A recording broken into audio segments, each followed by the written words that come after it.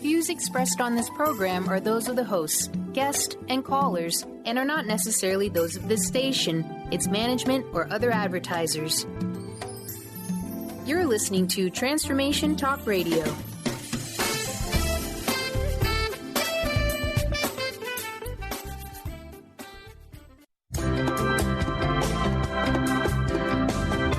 Voices of Women is a talk radio show that gives voice to the personal stories of women. It will inspire women and enlighten men to follow their dreams and create positive changes in their lives. Whether the audience listens to best-selling authors or a layperson like themselves, they'll realize there are others with similar experiences and feelings to their own. This show will give women tools they can use every day, which will empower them to step out of their boxes and create the changes they desire in their life. Kris inspires women to find their voices, speak up, and become leaders of their own life. Everyone has their gifts to share with the world, and it's time for women to work together to bring honor and respect to the feminine voice, which is within all people, men and women. Topics include personal growth, spirituality, creativity, leadership, and divine feminine. Now here's your host, Kris Steinnes.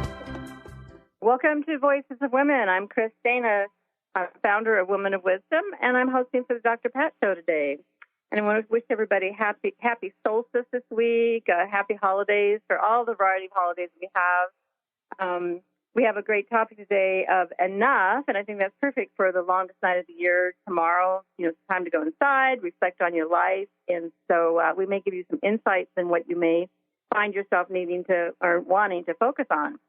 And a couple things I want to announce is that, as many of us know, January 21st is Women's March in Washington, D.C., and also in many cities. I'm planning on participating in Seattle. It's a great time for women to stand up together, be visible, make a statement for women, and show our strength collectively, because there's powers in numbers.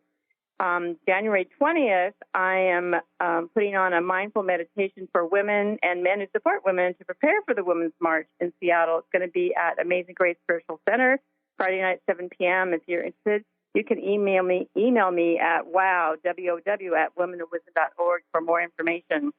I just had an inspiration to do that it's a good time to put forth our intentions before we go on a march.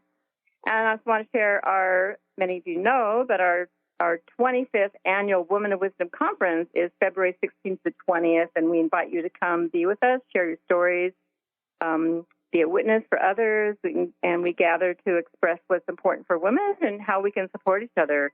We have some early birds, special pricing. The deadline's December 31st, and including for my guest today, Laurie McCammon, and also Randy Reagan, author of A Year of Living Mindfully, and Rebecca Gordon, author of Your Body and the Stars. All of them I've interviewed on my radio show, Voices of Women, and their workshops will be very powerful. You can check out the schedule for the 2017 conference at womenofwisdom.org. So today I'm very excited to have again on my show Laurie McCammon. Laurie McCammon is an author and blogger who covers topics such as the divine feminine, indigenous wisdom, conscious empowerment, evolutionary biology, and heart-led leadership. She founded a circle-based women's organization, Women's Institute of Maine. She served as the executive director for two consciousness-raising organizations, Imagine the Good Foundation and the World Institute of Social Architecture. She received the Enough message as a divine download in 2011 and spent 3 years decoding it. Her new book is Enough, How to Liberate Yourself and Remake the World with Just One Word.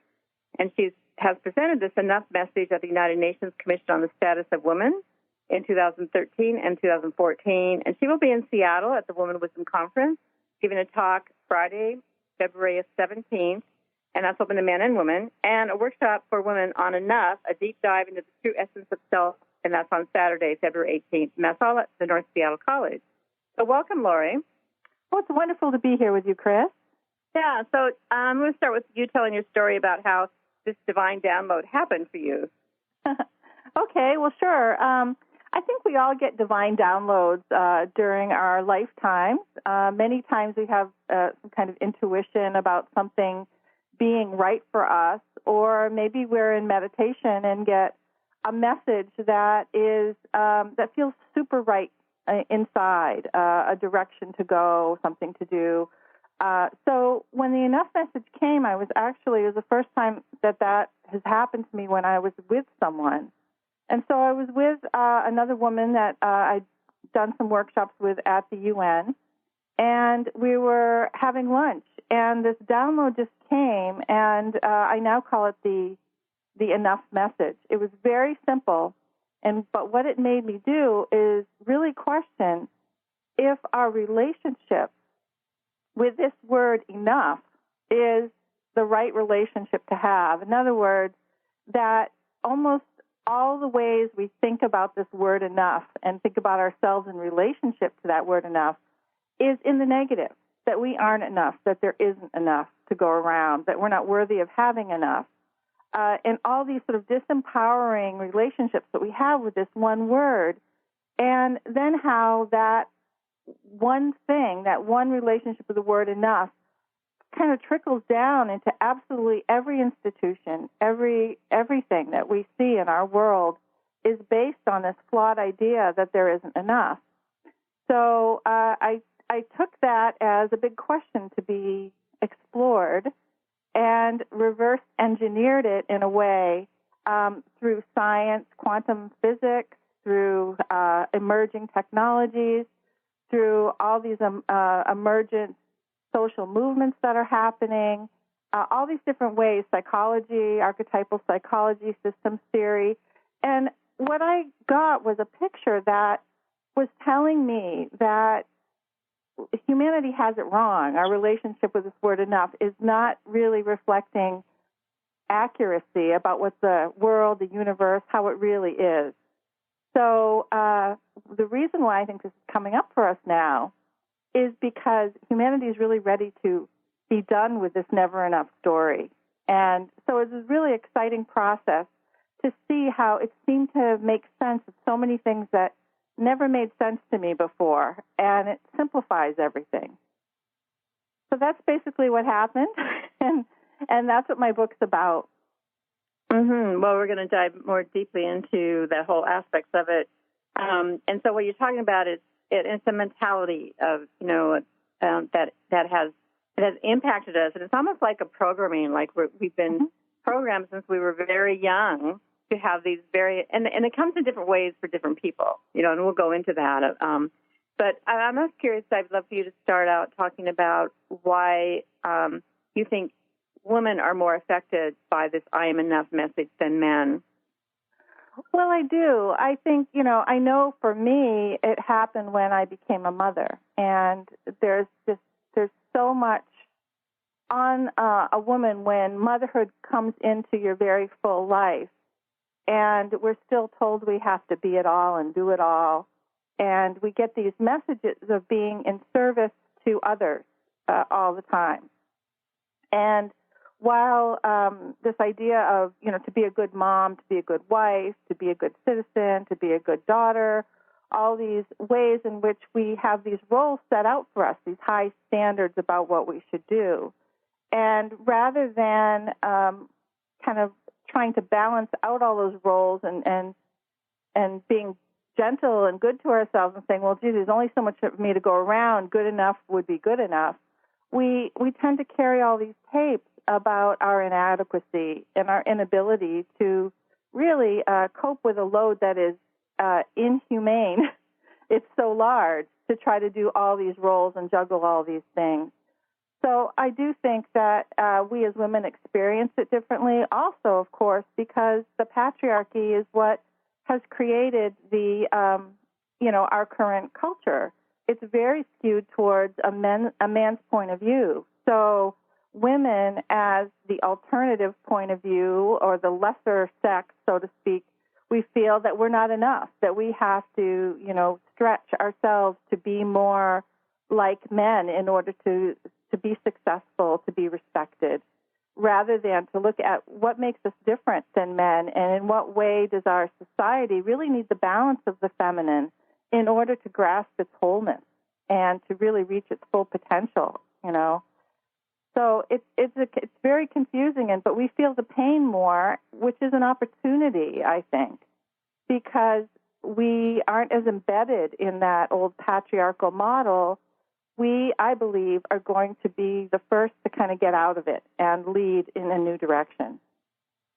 Yeah, well, I think we all want that, and it's exciting. And like we've had to pattern ourselves, to make it in the political world, in the corporate world, to be like men, and then we're criticized for it. We're called all sorts of names. My guest yesterday, I was interviewing somebody, and she was saying that Hillary was called, a man in a I think something like a man in a skirt or something. And it's that comparison of you've got to fit into a man's shoes, do it a man's way, and it's not natural for us. And so it doesn't always come across as good. I remember in my earlier days of working in corporate, I didn't enjoy working for women because they weren't allowed to be themselves. Mm-hmm. And you could feel that not being authentic, and it was harder to work under a woman as a boss. And I think things like that are changing for sure as we're learning about leadership and the respecting the feminine, the feminine model, respecting that what is innate in us and going forth strongly in a woman's shoes. That's right. No, I would definitely agree with that, and I would say there's so many opportunities now. I have a son who just started college this year, and I really see a shift in his generation towards more of a genderless approach to life, a more fluid gender identity amongst his peers. So I do think things are shifting, not as quickly as we'd like, but we are seeing. I feel some of our recent political leaders have carried quite a bit of feminine energy along with the masculine. So that's also a wonderful thing to see and to notice. Yeah, that is great, and it is that younger generation, and you see some in millennials and even the younger ones of the wanting to be genderless, not even using he and she, and more androgynous look, and it's very interesting when you talk to them. They just have a totally different perspective on how they want to be, even though they know they are in woman's form or man's form. So this is Kris Steinnes, and we're going to take a quick break now, and we'll come back and talk more with Laurie McCammon.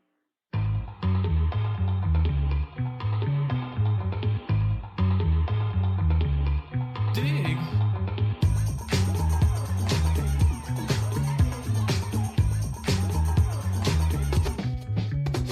The chills that you spill up my back keep me filled with satisfaction when we're done.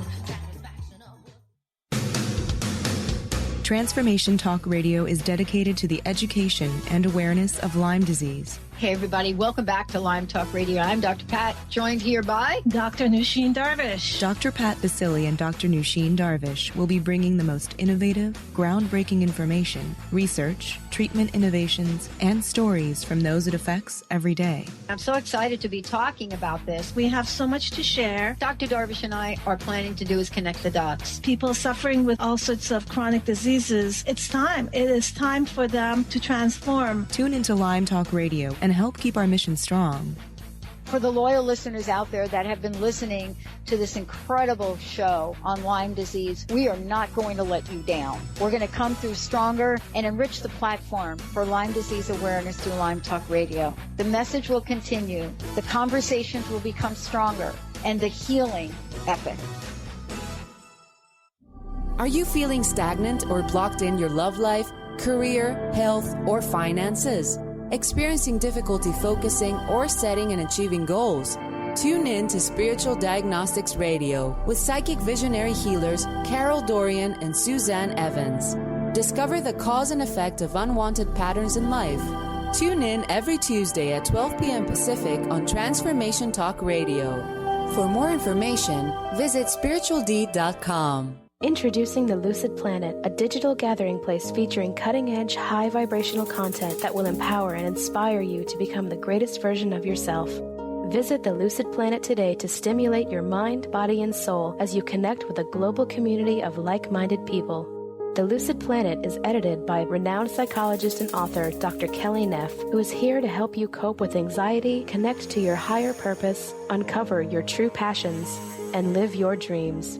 Dr. Kelly's fresh, compassionate perspective emphasizes growth, transformation, healing, and thriving. Even in the face of adversity, say goodbye to bad news and low vibrational media for good and become part of the larger collective of people working together to navigate the global shift of consciousness and transform the world from within. Join the planet, the Lucid Planet. Visit thelucidplanet.com. Welcome home.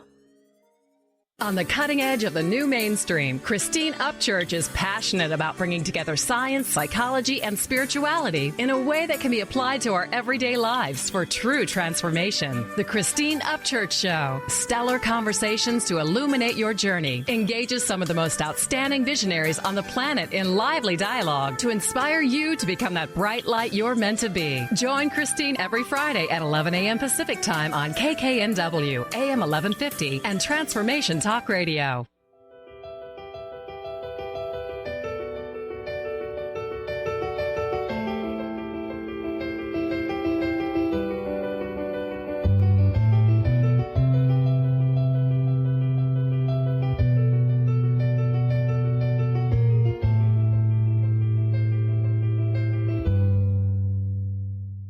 Welcome back to Voices of Women. I'm Kris Steinnes, and I'm with Laurie McCammon. She's the author of Enough. So we've been talking about this concept of enough and how it can be harmful for us, and especially for women, because we have put so much expectations on us, and we so criticize ourselves and blame ourselves and tap into all that shit.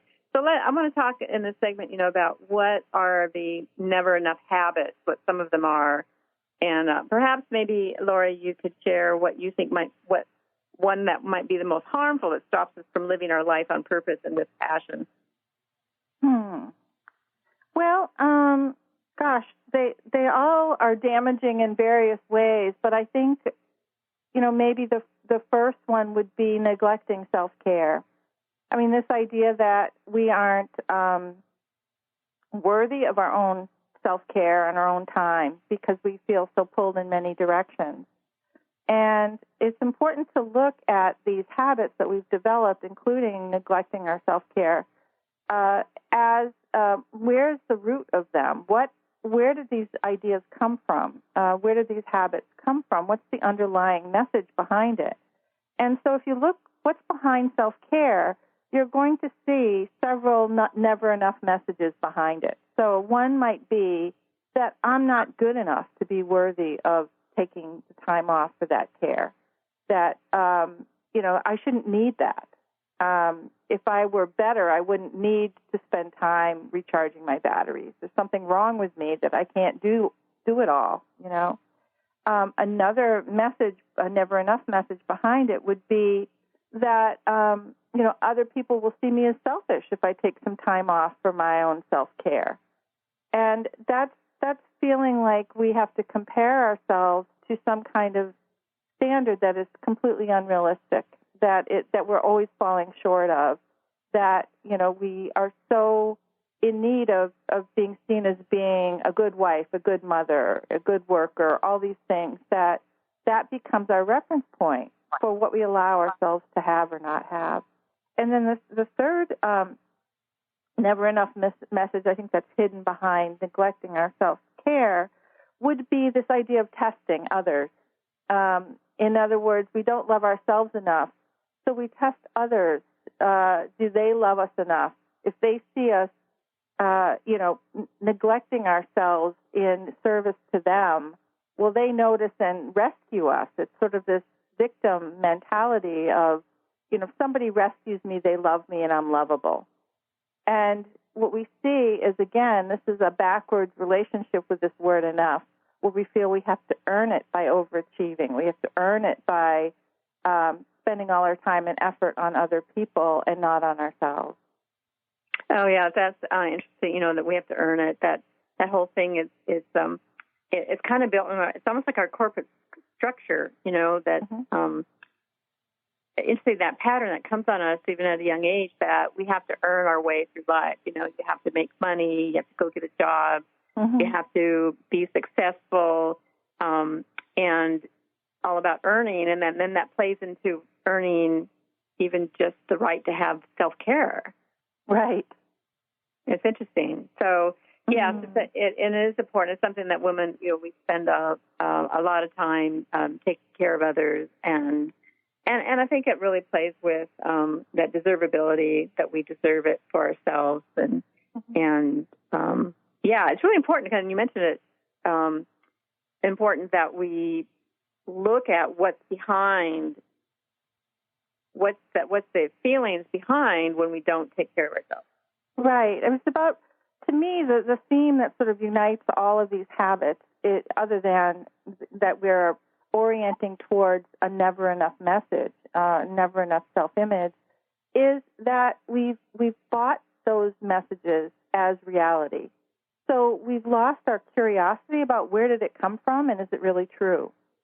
So when we just accept it as the way things are, we have to suffer it, But when we really have more choice than we realize, when we start to really investigate where did the message come from that is behind this behavior, it starts to get really shaky. And we're like, wow, I really don't have evidence for that. And, oh, wow, why am I doing that if I really don't know for sure that it's the truth? So, it's really important to recapture our curiosity about why do we do what we do? What are those inner stories that we keep telling ourselves that keep us locked in patterns that don't bring us happiness or fulfillment or good health, or good relationships, whatever it may be that's preventing us from having what we really want enough of? Yes, and I was thinking that there's also this aspect of how we compare ourselves to others and feel less than, and how that's part of that never enough habit. That we just get into these habits without thinking. They're almost automatic when we get into patterns, and we get triggered too. And so I was thinking too, as you were talking, that it's important to sometimes we feel isolated, like we're the only ones that feel this way. And it's so important, like women gather and women have circles and they share. You find out, oh, I'm not alone. I'm not the only one that feels this way. And then it helps release that, because when you talk about it, it helps you go deeper into the feelings and realize these things aren't true and that you're not alone. I couldn't agree with you more. I'm a member of multiple women's circles and have been for many, many years. And I really can credit those circles with releasing so much of the old stories that really aren't true, and of finding my own voice, my own truth, and believing myself. Because in each other, you hear yourselves, you connect at this level of essence where the truth really is. It's not in that outward story that we've been taught. But what I wanted to say about the story that we've been taught is it's 5,000 years old at least. And so that's a really long time to forget that it's just a story. And I think that's part of why we take it as truth, that there isn't enough, this idea of scarcity, this idea of separation, all of it. And it's throughout, it's like a thread throughout all of our institutions and systems. And so we've accepted it and thinking it's the only way that could be. And where I find that, dangerous or misfortunate is that really it's a very narrow and skewed lens through which to see reality. So part of this is going beyond that old cracked lens that is really breaking down at this point, and challenging ourselves to recover a wider view of what the world really is and who we really are. Well, now that you mention it, I would love for you to share how someone might start to do that. Well, there's one very simple practice that I teach, which is when you're in a situation where you find yourself with a decision on your hands between believing that you're enough and believing that you're not enough. So think of a situation where you're either going to take a chance and believe in yourself, or you're going to just say, well, same old, I don't think I can do this. And just notice the choice that you're making, and become really curious about, well, if I made a different decision, what would happen? If I really believed I'm enough, what would happen? And use a low-risk scenario where you can try it out and say, okay, if I just realize that I'm enough in this situation, or act as if, even if I don't believe it, I'll act as if I believe that I'm enough, and do it, and then see what happens. And this is basically what happened with my whole writing process of the book, is that I just kept challenging myself to do these enough initiations, which is to always choose to believe that I'm enough, that there is enough for me. And it changes the path. And you just keep going that way, one step at a time. Mm-hmm. Yeah, that's important, one step at a time. Yeah. I mean, sometimes we think we can't do it because it's this huge thing that we want to do, or we look at this big problem and then we freeze. We just don't do anything because how could I possibly make a change in this? It's too big. But one step at a time, you can accomplish many things, the small steps. That's right. Yeah, and I think that's another of our never enough traps is that when we see something that we want and it just seems so huge, we cut ourselves off from it right away because we don't feel enough to have that. But if we can just stay focused on the present moment and what's alive in us in that present moment to be done, what are you attracted to? What's your passion in that moment? And to trust yourself to just move one step in that direction. And then notice how it feels. Notice that it feels good to trust yourself and to allow yourself to get out of an old pattern, or to move just sideways, just a step. Mm-hmm. And I think putting forth the intention, that this is what you're desiring, this is what you want, and putting forth that intention, the universe will supply. It'll give you, somebody will walk into your life, or you'll hear a radio show, or many different avenues, voices come into you and show you where your first step is. Oh, yes. It's a matter of being aware. We're widening the lens, and when we do that, more can come into that lens or that field of view. Yeah. More to work with, more enoughness is there all the time. It's just we don't see it. So yeah, that's true. Well, we're going to take another break now, and we're going to come back and talk more how we can change this enough story.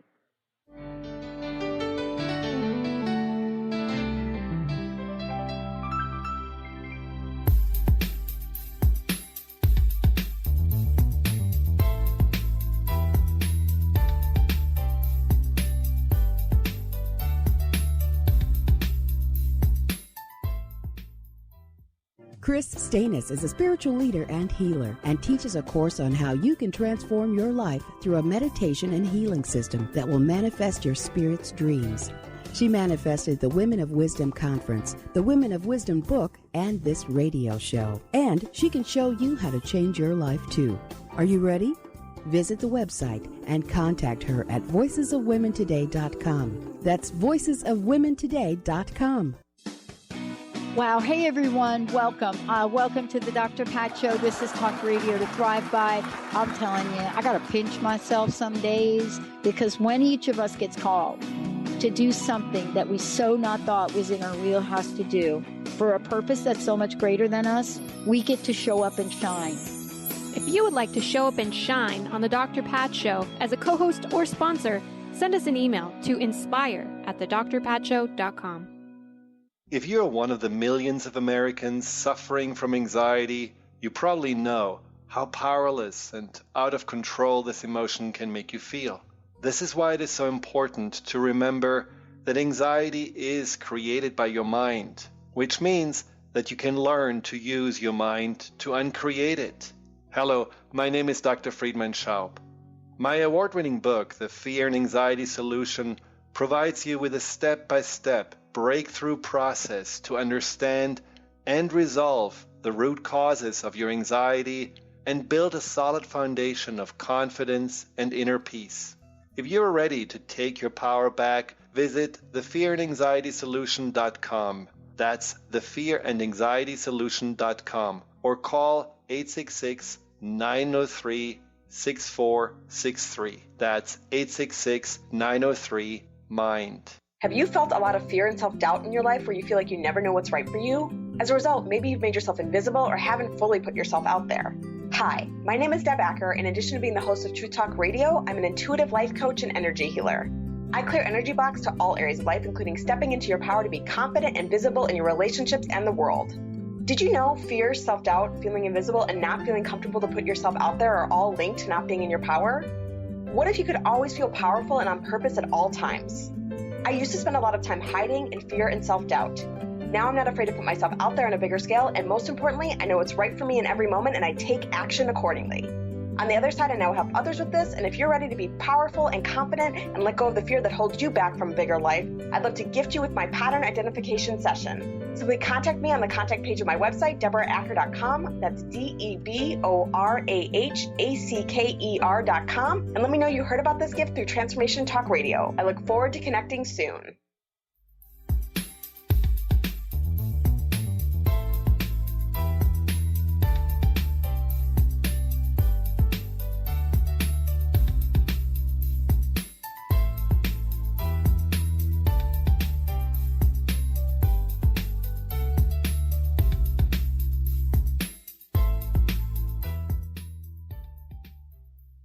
Welcome back. This is Kris Steinnes, and I'm talking with Laurie McCammon, who is the author of Enough.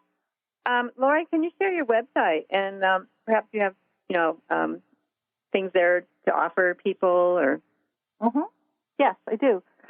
So the website is www.weareenough.com, and I'm also on Facebook, Laurie McCammon Author, and I'm on Twitter at EnoughMessage.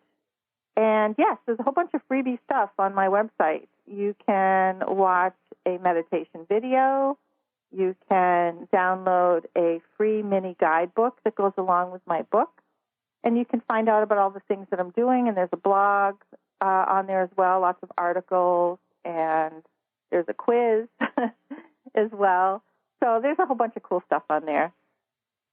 Okay, great. And also you're going to be at Women Wisdom in Seattle. So people can experience you in a workshop setting for a whole day. It'll be very experiential and getting more in depth of finding these little pockets of kind of insecurities about feeling enough in our lives. And I want to go into talking about this, how we compare ourselves to others and we feel less than, and also that the competition. We've been seeing a lot of you hear about bullying with girls. We've seen and witnessed the meanness on Facebook around this election time, and all these this kind of aspect, especially women with each other, of resenting others who are health actualized, they're moving on with their life, and that whole competition and comparing. I can't do it. Somebody else is doing it, and right. Well, I think, first of all, all of that is a signal that we are not believing that we are enough. So when we work on that core message about ourselves and we understand that we are born enough, I do this exercise where I say, when we see a newborn baby, everyone would agree that baby is enough, and yet the baby has not achieved anything yet, owns nothing yet. So when did you think you lost your enoughness? And so, we don't. We don't lose our enoughness. It's always there, and who we are is completely unique.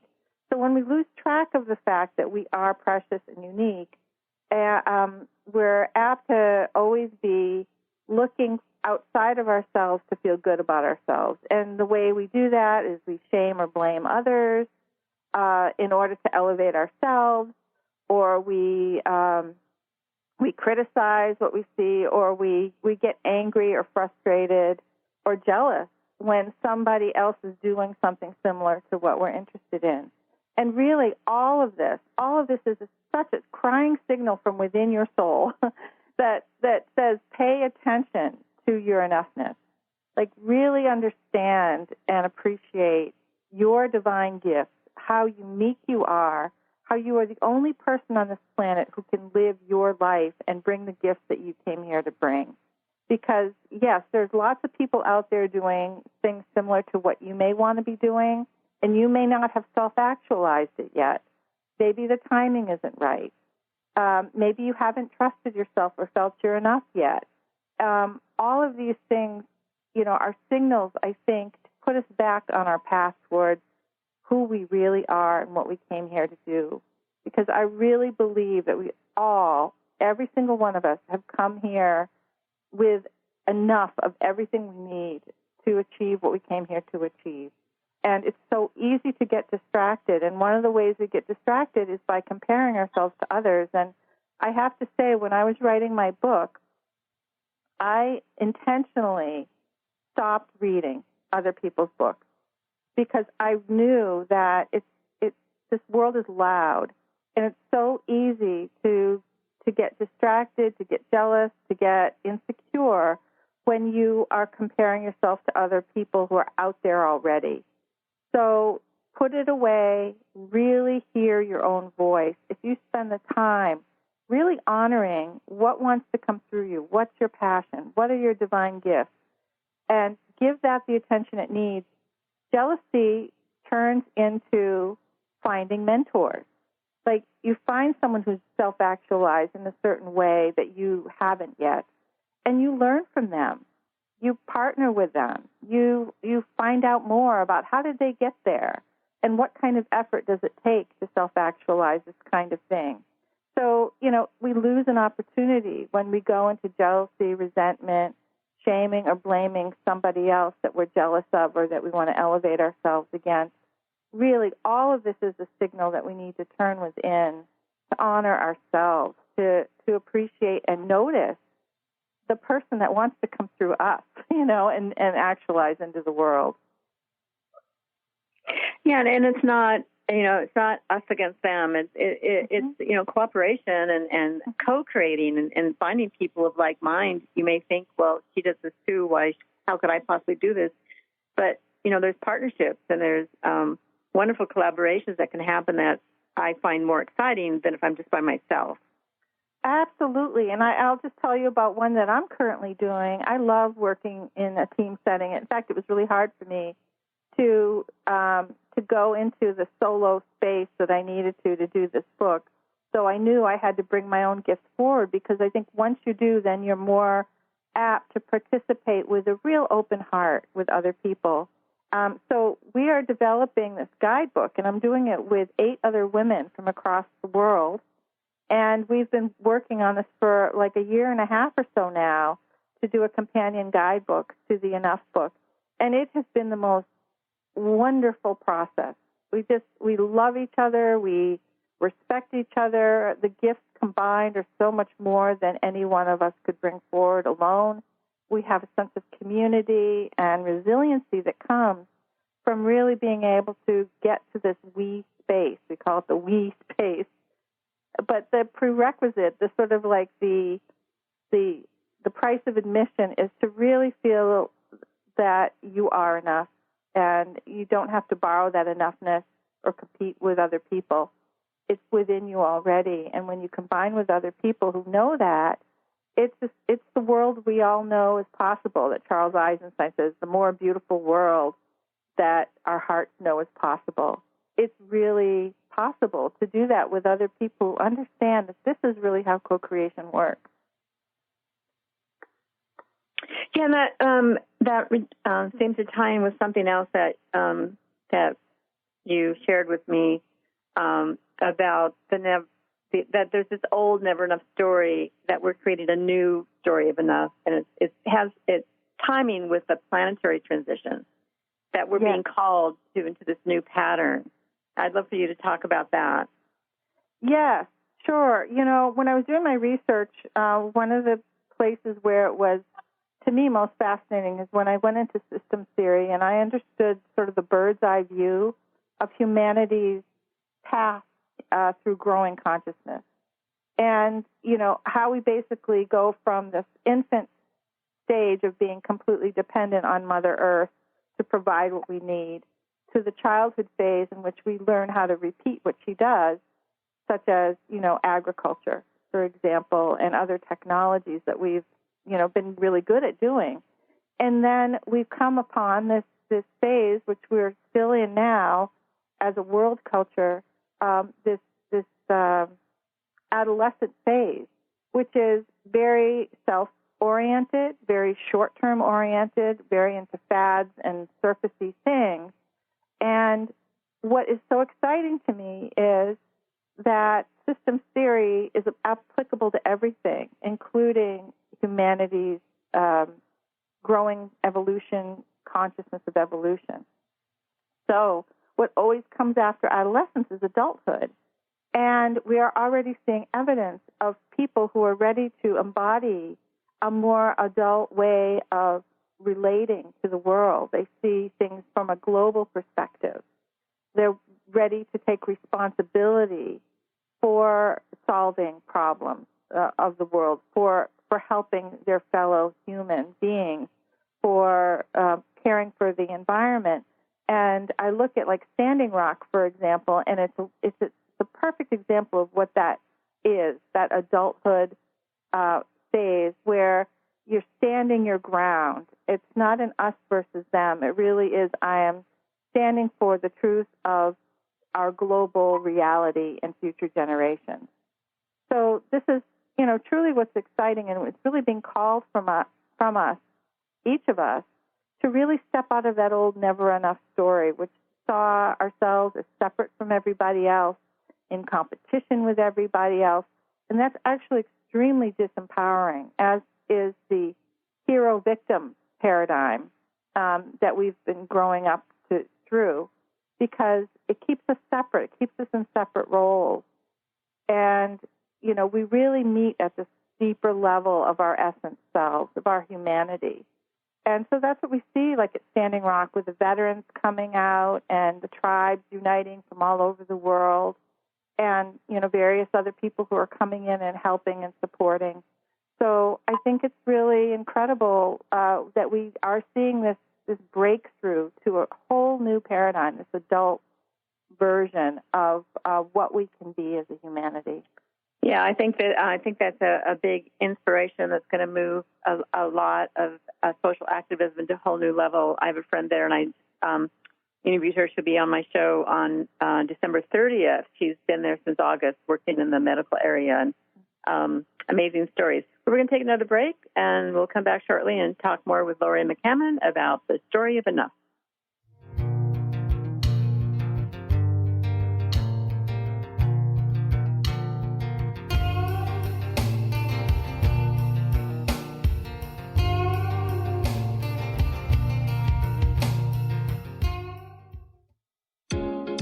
How would you like to release your stress and let go of your anxiety, fear, depression, or even physical pain? How would you like to feel more relaxed, more confident, and experience more success in all areas of your life? Dave Dodge from Stress Buster Radio has a number of cutting-edge methods that will help you do just that. For more information on how Dave can help you release stress, visit StressBusterRadio.com. Skype and phone sessions available.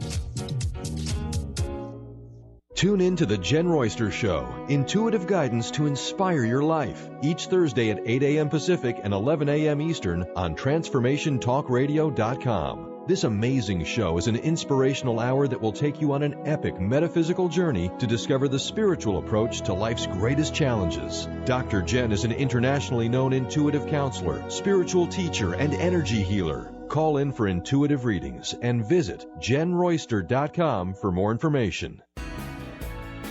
Tune in to Mainstream Metaphysics Radio to harness your connection with the universe to effect change for optimal success and happiness. Named one of the country's top psychics, Eve now brings her insights and gifts to this weekly hit call-in show, joined by visionaries, leaders, and gifted others, but mostly you. Jot it down, Thursdays, 10 a.m. Pacific, 1 p.m. Eastern on TransformationTalkRadio.com. Are you sick of feeling overworked with no motivation? Take a break from the daily grind. Life coach Nicole Eisler is here to provide a healing journey of optimism. Passionate and caring, Nicole is no ordinary soul. Her dedication to helping everyone has no limit. Witness the power of positivity. Tune in every first and third Tuesday at 4 p.m. Pacific for Positivity Party Radio with Nicole Eisler on Transformation Talk Radio. For more information, visit BigDreamAwakening.com. Disease, one of the most dreaded words in our vocabulary. Hi, I'm Mary Jane Mack. Did you know traditionally we have viewed disease as a degenerative process? Disease is better understood when we view it as dis-ease in the human body. Dis-ease means without ease. Health is not merely the absence of disease. It's when every part of the body works together effortlessly, relaxed and at ease. It's that relaxed state that lets energy flow in waves through and around the entire body. Every organ has an electrical charge, and when overcharged or undercharged, dis-ease occurs. And it is an effort to go through our day. We are able to determine the exact dis-ease of the body and design a specific solution to correct the nutritional imbalance. Contact us at 888-777-4232. That's 888-777-4232. And visit us at maryjanemack.com.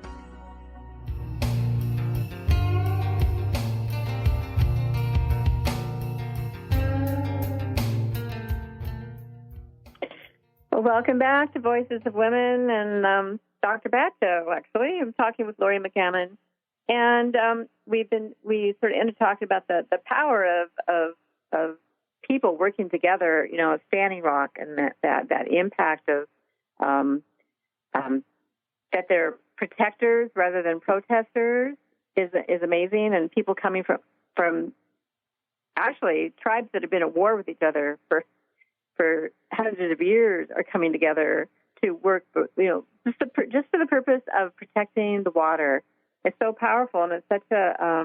I think it's going to have an impact on us, on our in our moving forward in the social activism that we need to be all be participating in, and seeing people coming together. I think it's giving us hope. Like, oh wow, you know, we can make change. And I want you to share a little bit, Laurie, about, because one of the things that you talk about is how we give up our power and our voice to leaders and experts, and I think that's what we're seeing in Standing Rock too. That it was a huge collaborative effort, even though there are leaders. Right. Well, yes. I mean, I think if we look at the pattern that we've been taught, we've really been taught to think in a very hierarchical way, and where the power to make anything happen is concentrated at the top. And as long as we think that's the way things are and the way they have to be, we give up our power. We give up our voice quite routinely without even really thinking about it. And part of our reclaiming our full spectrum of enoughness is understanding that change never comes from the leaders of the current paradigm. They're too invested in the old ways. And, you know, we look at things like Paul Hawken's book, Blessed Unrest, which documents what he calls the biggest movement that no one knows is a movement, because it is organic and it's organically rising all over the earth at the same time, and it's responding locally. So, you know, Margaret Mead always talked about that the future always comes from, you know, people at the grassroots level. So we have to understand that this really is where the future comes from. And Standing Rock is a prime example when there's a local issue that we all can relate to from a very human, basic essence level. It's very easy to connect with protecting our water, for protecting it for future generations, and for standing together around a common value. So I think we're relearning that we are the bringers of the future, and that it's very appropriate for us to get involved in whatever way is enough for us, and not beat ourselves up about, oh, I can't go to Standing Rock right now for this reason or that. There's always something we can do to participate in having our values be heard and seen, whether it's locally or nationally. And it's a very dangerous thing to think that a leader, whether it's of our country, our state, our town, whatever, is going to solve all our problems for us. And I think we're in a state right now, post-election here, where we're understanding that part of what's shifting is the kind of the illusion that we've had that our leaders, make change happen. They really don't. There's so many other factors involved in ways that we can shift things in one way or the other. So it's just really important to not get too hooked into the gloom or despair. If you don't like who you see running something, and really turn the lens towards yourselves, your community, your friends, your groups that you're involved with, and ask what you can do, because there's always something we can do that's going to be perfectly enough. If we all do that, it will be enough. Yes, and a lot of what, at least in Seattle, and what I've witnessed is people, we're impacted maybe even more by what happens locally, and there's a lot of work we can do locally. Mm-hmm. And we can support Standing Rock in many ways. We can't all go there. They actually don't want you to come right now. It's 50 below, and they can't manage more people there right now. That might change, in the spring or summer. I don't know how that'll evolve. But there are things happening in our community around water. We have water issues here. Probably every community around our country has water issues. And we have even pipeline issues near us up in Canada, near the border. And so we have local issues that we need to work, and we can do it also learning from how Standing Rock. And that's what's happening, and it's exciting because we can learn from that experience and the power of people, and not just sit back idly and think we don't have the power. And like I say, like leaving it for leaders to do things. They can't do it alone. They just can't. They need us, people. We need the grassroots efforts to make things happen, and so that's fabulous. It gives us. I think it gives us hope. So, what last message do you want to leave people with, and helping them wherever we are in our life of dealing with these things that hold us back, really? Well, I think that one of the ways that we get blocked about thinking that we could really truly change our lives is that we think it has to be complicated. We think that we have to take a class or read several books or go to some kind of expert to teach us how to shift something. And although all of those things are helpful, I really think that it's much, much more simple than that. I think that if you get to this core issue of your personal relationship to this word enough, and you can make a shift just simply in that, in your own life, in your daily life, it can really begin to help you have a lens that makes sense of everything that's not working and what you need to do to make it better.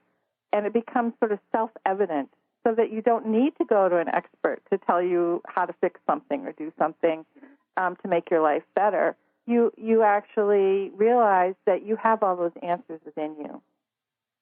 Yeah, that's so true. And one last word I just want to share with this whole topic is to come from a place of gratitude, to be grateful for who you are and come with that, and with others, gratitude for others, for the lessons we learn and the gifts that everybody brings. And so, anyway, thank you, Laurie, for being on the show today.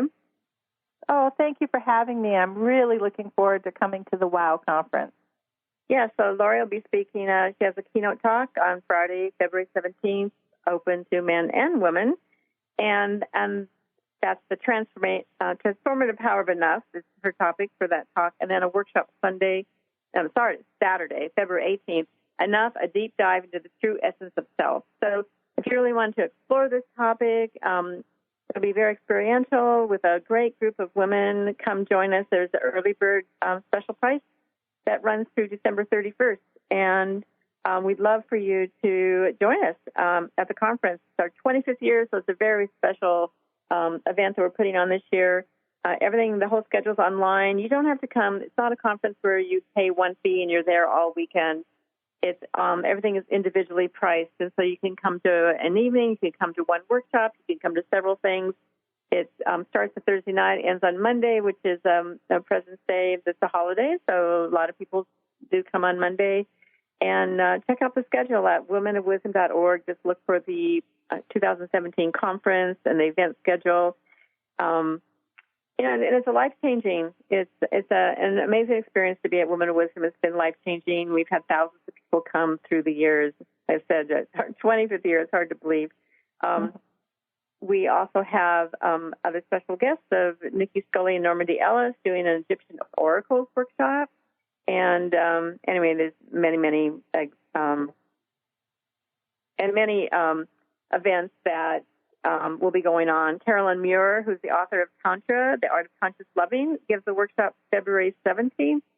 So, and it's holiday time. Give it a holiday gift for your women friends. You can at a reasonable price give them a workshop to attend. If you know somebody who maybe needs a little empowerment to be around other women in their lives, or they're in transition and having a hard time, and you think, hey, it'd be a great experience for them to be around supportive women and to be witnessed. That's so powerful to be witnessed.